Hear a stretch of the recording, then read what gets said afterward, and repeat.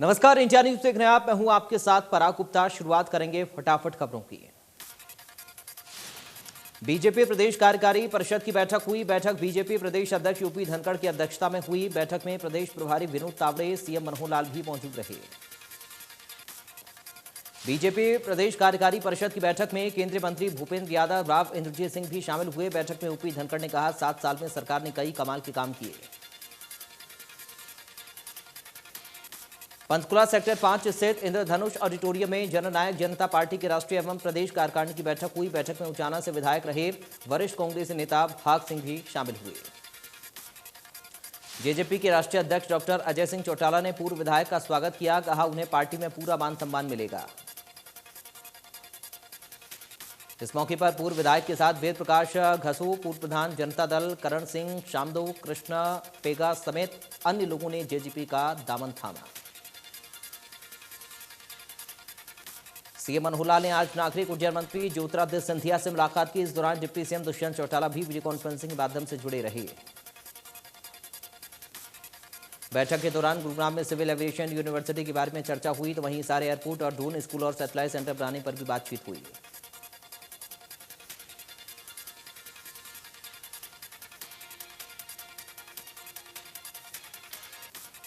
कर्मचारी राष्ट्रीय स्वयंसेवक संघ की गतिविधियों में भाग ले सकेंगे। राज्य की मनोहर लाल सरकार ने 1967 और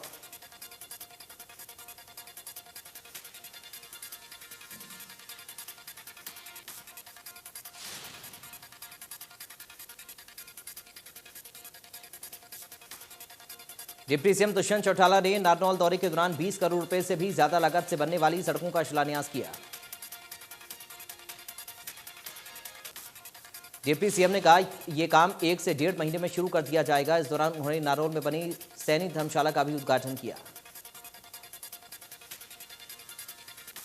डिप्टी सीएम दुष्यंत चौटाला ने कहा कि किसानों को बाजार भाव और सरकारी समर्थन मूल्य का 600 रुपये प्रति क्विंटल किसानों के खाते में 17 अक्टूबर तक सरकार डालने का प्रयास करेगी।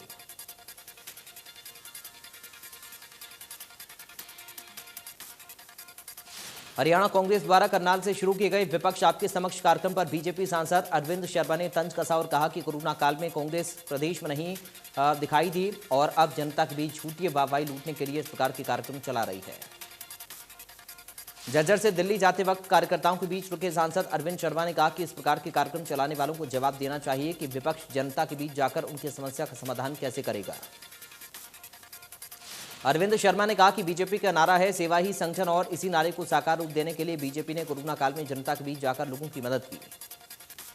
एलनाबाद सीट के बारे में पूछे गए सवाल का जवाब देते हुए उन्होंने कहा, एलनाबाद सीट हर हाल में बीजेपी के पक्ष में जाएगी।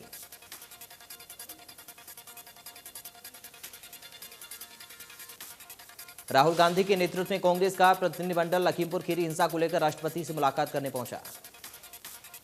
राहुल गांधी के साथ मल्लिकार्जुन खड़गे, A K. Antony, Ghulam Nabi Azad, Adhir Ranjan Chaudhary, Priyanka Gandhi Vadra, KC. Venugopal शामिल रहे। राहुल गांधी ने कहा, हमने राष्ट्रपति से कहा कि आरोपी के पिता जो गृह राज्य मंत्री हैं उन्हें पद से हटा देना चाहिए। सिरसा के एलनाबाद हल्के की कांपा शेरावाली डिस्ट्रीब्यूटर के टेल पर किशनपुरा के पास पिछले 5 महीने से चल रहा किसानों का धरना आखिरकार खत्म हो गया। मुख्यमंत्री ने आश्वासन दिया कि आचार संहिता हटने के तुरंत बाद पेयजल और सिंचाई की समस्या का समाधान होगा। बीजेपी के वरिष्ठ नेता जगदीश चोपड़ा, बीजेपी महिला मोर्चा की प्रदेश सचिव निताशा राकेश सिहाग और रमेश बादू के नेतृत्व में इन गांवों के किसानों ने मुख्यमंत्री से सोमवार को चंडीगढ़ में मुलाकात की थी। किसान नेता रमेश सहारण ने बताया कि जिस तरह से मुख्यमंत्री मनोहर लाल ने सालों साल की लंबित मांग पूरी की है, इलाकावासी इसके लिए सदैव आभारी रहेंगे। उत्तर प्रदेश के लखीमपुर खीरी में मारे गए किसानों को रतिया में श्रद्धांजलि दी गई। संयुक्त किसान मोर्चा के आह्वान पर हल्के में किसानों ने कैंडल मार्च निकाला। हिंसा में मारे गए 5 किसानों को 1 मिनट का मौन रखकर श्रद्धांजलि दी गई। साथ ही किसान अमर रहें के नारे से पूरे रतिया को गुंजायमान कर दिया गया। इस मौके पर किसान नेता निर्भय सिंह परमजीत लाली ने बताया कि हम लोगों ने संयुक्त किसान मोर्चा के आह्वान पर कैंडल मार्च निकाला है। दुर्गा पूजा कार्यक्रम में पहुंचे केंद्रीय राज्य मंत्री कृष्णपाल गुर्जर ने एलनाबाद उपचुनाव को लेकर अभय चौटाला पर निशाना साधा। राज्य मंत्री कृष्णपाल गुर्जर ने कहा कि उपचुनाव में फिर से चुनाव लड़ना ही था तो अभय चौटाला को एलनाबाद से इस्तीफा देने की जरूरत क्या थी। अभय चौटाला का फिर से चुनाव लड़ने का कोई औचित्य नहीं बनता। अभय चौटाला ऐसा करके सरकारी खजाने, पार्टी पर और जनता पर बोझ डालने का काम कर रहे हैं।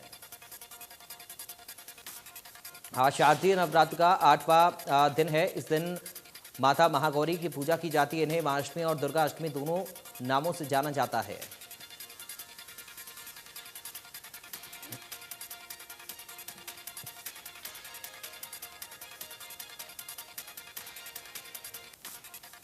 प्रधानमंत्री मोदी ने महाअष्टमी के पावन अवसर पर सभी को शुभकामनाएं दी। पीएम ने ट्वीट कर लिखा, महागौरी के आशीर्वाद से हर किसी का जीवन रोशन हो।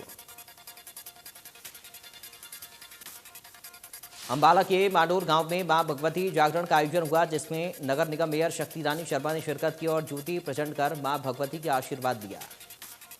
जागरण का आयोजन आदिशक्ति ज्वाला मैया शीतला माता क्लब की ओर से किया गया। इस मौके पर हरियाणा जन चेतना पार्टी के सभी पार्षद मौजूद रहे। यमुनानगर के जगाधरी में नवरात्रों के अवसर पर भगवती जागरण का आयोजन किया गया। यमुनानगर नगर निगम के मेयर मदन चौहान ने इस मौके पर श्रद्धालुओं को अष्टमी और नवमी की बधाई देते हुए सभी के लिए मंगल कामना की। कार्यक्रम भगवती जागरण के आयोजकों का ये कहना है कि वो इस तरह का कार्यक्रम नवरात्रों पर करते हैं और मां की पूजा आराधना करते हैं। भिवानी रोहतक में 9 अक्टूबर से 11 अक्टूबर से 2 दिवसीय ग्रैपलिंग कुश्ती प्रतियोगिता का आयोजन किया गया। प्रतियोगिता में भिवानी के 27 खिलाड़ियों ने गोल्ड, 18 सिल्वर, 10 ने ब्रॉन्ज मेडल पर कब्जा किया। खिलाड़ियों की इस उपलब्धि पर भिवानी की अकेडमी में कार्यक्रम आयोजित किया गया, जिसमें विजेता खिलाड़ियों को सम्मानित किया गया। गोवाना की अनाज मंडी के गेट पर किसानों ने लगाया ताला। किसानों का आरोप, सरकारी एजेंसी पीआर धान पर 150 रुपए से लेकर 300 रुपए तक कट लगा रहे हैं। गोवाना में किसान मजदूर संघर्ष मोर्चा सरकार के कार्यक्रम का विरोध कर रहा है। किसानों ने अपनी मांगों का ज्ञापन एसडीएम को सौंपा। कैथल में ग्रामीण विकास अभिकरण के कार्यकारी अधिकारी ने बताया कि जल्दी मजदूरों की सभी समस्याओं को दूर किया जाएगा। इस बारे में खंड विकास एवं पंचायत अधिकारी को जरूरी दिशा निर्देश दिए गए। सोना हरचंदपुर मार्ग पर एशियन पब्लिक स्कूल में एक 10वीं की छात्र को परीक्षा में पीछे मुड़ना पड़ गया महंगा। स्कूल के पीटीआई ने उसे कई तमाचे जड़ दिए, जिसके चलते छात्र के कान का पर्दा ही फट गया और आंख के पास निशान बन गया। इस मामले में सोना पुलिस ने छात्र के परिजनों के बयान पर स्कूल, पीटीआई और प्रशासन के खिलाफ मामला दर्ज कर दिया है। फिलहाल इस मामले में कोई भी गिरफ्तारी नहीं हो पाई है। अभी छात्र का इलाज नल्हड़ अस्पताल में चल रहा है। अंबाला में दशहरा का मेला कोरोना की भेंट चढ़ गया, क्योंकि प्रशासन ने कोरोना के नियमों का पालन करने के लिए सख्त निर्देश जारी किए। नियमों का पालन करना किसी भी धार्मिक संस्था के लिए मुश्किल साबित हो रहा है। अंबाला उपायुक्त विक्रम सिंह का यह कहना है कि उन संस्था को दशहरा का मेला करने की परमिशन देंगे जो कोरोना के नियमों का पालन करेगा। उनका यह कहना है कि सभी संस्थाओं को यह कह दिया गया है कि अगर कोरोना नियमों का पालन होगा तो ही परमिशन मिल पाएगी। मेवात में दोपहिया वाहनों पर हेलमेट न लगाने वालों के खिलाफ यातायात पुलिस ने यातायात नियमों की पालना कराने के लिए स्पेशल अभियान चलाया है। मेवात पुलिस कप्तान नरेंद्र सिंह के आदेश पर पुलिस ने यातायात नियमों की पालना न करने वाले चालकों के खिलाफ प्रतिदिन 40 चालान किए जा रहे हैं। रेवाड़ी की गड़ी बोलनी मार्ग स्थित एक निजी अस्पताल की तीसरी मंजिल पर आग लग गई। आग में झुलसकर डॉक्टर के पिता की मौत हो गई। पोस्टमार्टम के बाद शव परिजनों को सौंप दिया गया। दमकल विभाग की गाड़ी ने कड़ी मशक्कत के बाद आग पर काबू पाया।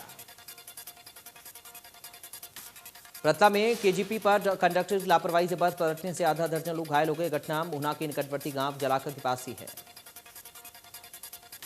घटना के बाद घायलों को उपचार के लिए फरीदाबाद के सिविल अस्पताल में भर्ती करवाया गया। घायलों की माने तो बस के ड्राइवर ने कंडक्टर से बस चलवाई, जिसकी वजह से हादसा हुआ। भिवानी रोहतक हाईवे पर औरंगाबाद के पास मुख्यमंत्री उड़न दस्ते ने अवैध शराब का ठेका पकड़ा। ठेके पर कार्रवाई जारी। गुरुग्राम के धनपुर में 18 वर्ष से अधिक आयु वर्ग के लोगों को 100% वैक्सीनेशन लगाया जा चुका। गांव में 50 से ज्यादा वैक्सीनेशन कैंपों का आयोजन कराया जाए। अब धनपुर गांव कोरोना रोधक वैक्सीनेशन मुक्त हो गया है। स्वास्थ्य विभाग के chief medical officer Virendra Yadav ने सरपंच की सराहना की। फरीदाबाद में डेंगू का खतरा लगातार बढ़ता जा रहा है। जिले में अब तक 147 डेंगू के मरीज सामने आ चुके हैं। अस्पताल डेंगू को लेकर जो फीस निर्धारित की गई है उससे ज्यादा अगर चार्ज करता है तो वो तुरंत फरीदाबाद सिविल अस्पताल में संपर्क कर सकते हैं। आरोपी के खिलाफ कार्रवाई की जाएगी। फरीदाबाद में 16 बेड डेंगू मरीजों के लिए बनाए गए हैं। बढ़ते मरीजों की संख्या को देखते हुए अब एक वार्ड अलग से बनाने की तैयारी भी है। देश में पिछले 24 घंटे में कोरोना वायरस के 16,020 नए मामले सामने आई, 22,843 रिकवरी हुई, 229 लोगों की कोरोना। महाराष्ट्र में 24 घंटे में कोरोना के 2,069 नए केस मिले। दिल्ली में 24 घंटे में कोरोना के 34 नए केस मिले, 38 मरीज रिकवर। प्रदेश में कम हो रहा कोरोना, 24 घंटे में 9 नए केस सामने आए, 11 रिकवर हुए, 263 एक्टिव केस। कैथल में डेंगू का प्रकोप बढ़ता जा रहा, सोमवार को भी डेंगू के 6 नए केस मिले। 82 मरीजों में से 4 मरीजों की हालत गंभीर, 16 मरीजों का घर पर इलाज जारी। यमुनानगर में डेंगू के 10 नए केस सामने आई, जिले में डेंगू से प्रभावित मरीजों की संख्या बढ़कर हुई 52। सिरसा में डेंगू का कहर देखने को मिल रहा, जिले में अब तक डेंगू के 150 मरीजों की पुष्टि हो चुकी है। डेंगू के ज्यादातर मरीज सिरसा के डबवाली और शहर की विभिन्न कॉलोनी से मिले हैं। स्वास्थ्य विभाग द्वारा जिले के सभी नागरिक अस्पतालों में डेंगू के लिए अलग से वार्ड बनाए गए हैं। यमुनानगर में अभी तक 4,718 घरों और सरकारी कार्यालयों में डेंगू का लार्वा मिला है, जिन्हें स्वास्थ्य विभाग की ओर से नोटिस भी जारी किए गए हैं। सीएमओ ने बताया कि शहरी और ग्रामीण इलाकों में स्वास्थ्य विभाग की टीमें लोगों को जागरूक कर रही हैं। डेंगू का लार्वा मिलने पर उसे नष्ट किया जा रहा है। रेवाड़ी के माजरा में एम्स निर्माण को लेकर हो रही देरी के चलते एम्स संघर्ष समिति ने सड़कों पर उतरकर रोष जताया। एम्स संघर्ष समिति की मांग है कि सरकार एम्स की जमीन का मालिकाना हक लेकर केंद्र सरकार को दे, ताकि जल्द निर्माण कार्य शुरू हो सके और वर्षों पुरानी मांग पूरी हो। आजादी के अमृत महोत्सव के तहत पंचकुला में हरियाणा लीगल सर्विस अथॉरिटी के दिशा निर्देश पर मानव रचना यूनिवर्सिटी कैंपस में लीगल कैंप लगाया गया। सरकारी डिपार्टमेंट ने स्टॉल लगाकर वेलफेयर स्कीम्स के बारे में बताया। लीगल कैंप में महिला के खिलाफ हो रहे अपराधों और बाकी कानूनों की जानकारियों के बारे में बताया गया। फरीदाबाद में किसानों को अगली फसल की बुआई के लिए डीएपी खाद की किल्लत से जूझना पड़ रहा है। इफ्को के सेंटर पर डीएपी खाद न होने की वजह से किसानों को वापस लौटना पड़ रहा है।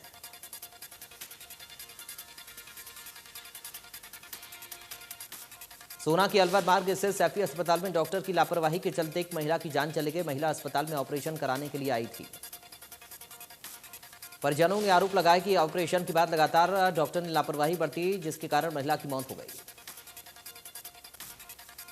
इस मामले के बाद परिजनों ने सोना थाने में एक शिकायत दर्ज की है। पुलिस ने महिला के शव को सोना के पोस्टमार्टम हाउस में रखवा दिया है और मामले की जांच शुरू कर दी है।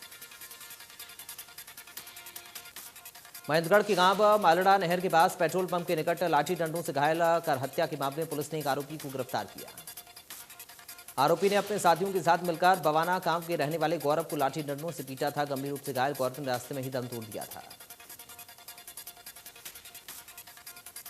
कनीना में HSEB वर्कर्स यूनियन ने अपनी मांगों को लेकर पावर हाउस पर 2 घंटे का सांकेतिक धरना दिया। उन्होंने कहा कि सरकार हमारी मांगें नहीं मानती तो जिला स्तर पर धरना प्रदर्शन किया जाएगा।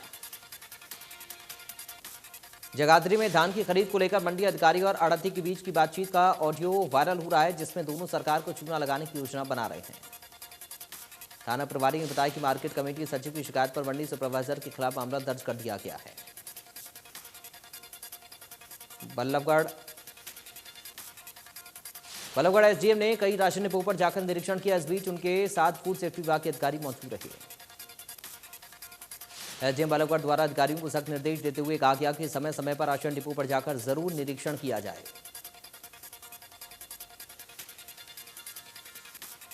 चरखी दादरी जन स्वास्थ्य विभाग के नाराज कर्मचारियों ने पब्लिक हेल्थ कार्यालय से शहर में पैदल मार्च करते हुए प्रशासन के खिलाफ नारेबाजी की।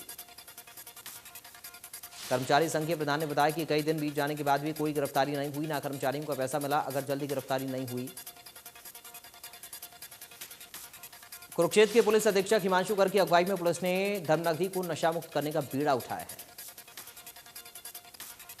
हिमांशु गर्ग ने बताया कि नशीले पदार्थों की तस्करी में संलिप्त अपराधियों की करीब 7.5 करोड़ रुपए की संपत्ति को अटैच किया गया है। आरोपी सतनाम सिंह के खिलाफ एनडीपीएस अधिनियम के 12 मुकदमे दर्ज किए गए हैं। दिल्ली एनसीआर में सीएनजी के दाम में बढ़ोतरी हुई तो वहीं रसोई गैस के लिए इस्तेमाल में आने वाली पीएनजी भी महंगी हो गई। दिल्ली में सीएनजी ₹2.28 प्रति किलो महंगी हुई तो वहीं पीएनजी के दाम में ₹2.10 के हिसाब से बढ़ोतरी हुई है। गुरुग्राम में सीएनजी ₹58.50 तो वहीं रेवाड़ी में सीएनजी की कीमत ₹58.90 है। देश में बुनियादी ढांचे के विकास को रफ्तार देने के लिए प्रधानमंत्री मोदी ने मल्टी मॉडल कनेक्टिविटी के लिए राष्ट्रीय मास्टर प्लान पीएम गति शक्ति योजना की शुरुआत की है। इस योजना के जरिए देश में रोजगार के नए अवसर पैदा होंगे। उम्मीद की जा रही है कि योजना देश के मास्टर प्लान और इंफ्रास्ट्रक्चर की नींव रखने में बड़ी भूमिका निभाएगी। पीएम मोदी ने कहा कि 2014 से पहले के 5 सालों में सिर्फ 3000 किलोमीटर रेलवे का बिजलीकरण हुआ था। बीते 7 सालों में हमने 24,000 किलोमीटर से भी अधिक का रेलवे ट्रैक का बिजलीकरण कर दिया है। संबोधन के दौरान पीएम बोले 2014 के पहले के 5 सालों में सिर्फ 1900 किलोमीटर रेल लाइनों का दोहरीकरण हुआ था। पीएम ने कहा 2014 के पहले 5 सालों में सिर्फ 60 पंचायतों को ऑप्टिकल फाइबर से जोड़ा जा सकता था। बीते 7 वर्षों में 1.5 लाख से अधिक ग्राम पंचायतों को ऑप्टिकल फाइबर से कनेक्ट किया है। पीएम ने कहा 2014 के पहले लगभग 250 किलोमीटर ट्रैक पर ही मेट्रो चल रही थी। आज 700 किलोमीटर तक मेट्रो का विस्तार हो चुका है। पीएम ने कहा कि देश के किसानों और मछुआरों की आय बढ़ाने के लिए प्रोसेसिंग से जुड़े इंफ्रास्ट्रक्चर को भी तेजी से विस्तार दिया जा रहा है। वित्त मंत्री निर्मला सीतारमण ने देश में कोयला संकट की बात को पूरी तरह से निराधार बताया। वित्त मंत्री ने कहा कि देश में कोयले की कोई कमी नहीं है। वित्त मंत्री ने बिजली संकट को भी निराधार बताते हुए कहा कि सच तो ये है कि भारत बिजली के मामले में सप्लायर्स यानी कि जरूरत पूरी करने वाला है।